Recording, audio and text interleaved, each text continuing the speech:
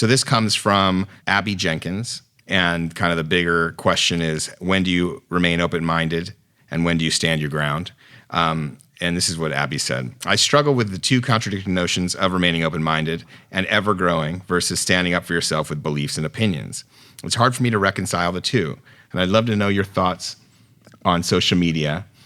I guess, would life be simpler without it? I don't really understand the end of it, but I think the real question is between those two, open-mindedness and versus standing your ground. Yeah. I don't see them as necessarily contradictory. I think if you're well, first of all, let's start with open-mindedness. Yeah. Now more than ever, super important to be open-minded. I think in order to be open-minded, you have to have a healthy dose of humility, right? Yeah. It means setting aside whatever preconceived idea you have about something so that you can enter a conversation or read an article or watch a documentary from a more objective point of view, to understand that, you know, your worldview or whatever it is you're holding on to can be challenged. Does require some humility, right? Mm-hmm. Like we all have our idea of what the world is, right? And when that's challenged, can you get into a place of openness rather than defensiveness? And that's difficult. You know, it's very difficult. And right now, when everything is so heightened, you know, we're seeing people clench down, doubling down on their worldview or their idea of what's right and what's not right. So again, humility is important for that in order to be open-minded. I think reading is super important. You know, read as much as you can from as many sources as you possibly can.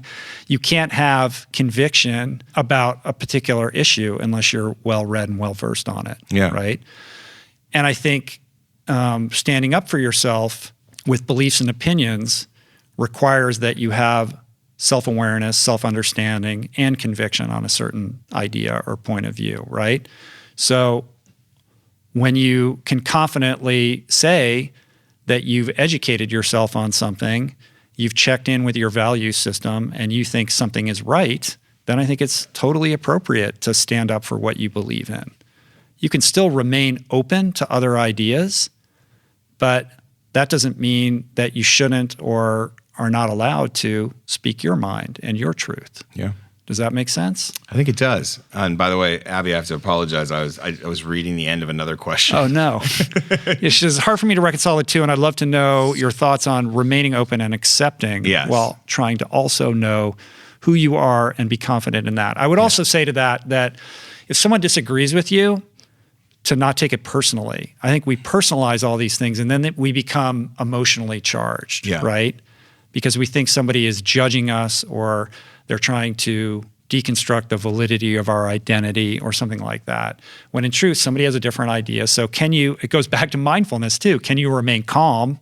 Let's say you're in a conversation that starts to get heated because it's two opposing points of view. Can you remain calm? Can you remain objective? Can you receive what that person is saying without it pushing all your buttons and making you reactive? That's right. Can you listen? And then, can you listen? Like if anything right now, we're experiencing a poverty of our ability to listen, right? And I think with the weaponization of social media and the heightened, emotional climate that we're in with coronavirus that's amplified by the social protests and the unrest that we're seeing, everybody is on edge. Everybody's shouting. There's not a lot of listening. And honestly, I fear for the cohesion of our union unless we can find a way to transcend this. And as far as I can tell, the only way to do it is through productive conversation. We have to be able to have grounded, mature, productive conversations. And we can't do that unless we're able to listen and unless we're able to receive somebody's point of view that may differ from our own and really take that in and validate other people's points of view. Exactly. We need our 60-year-olds to be able to see a BLM sign and not freak out. Right, yeah.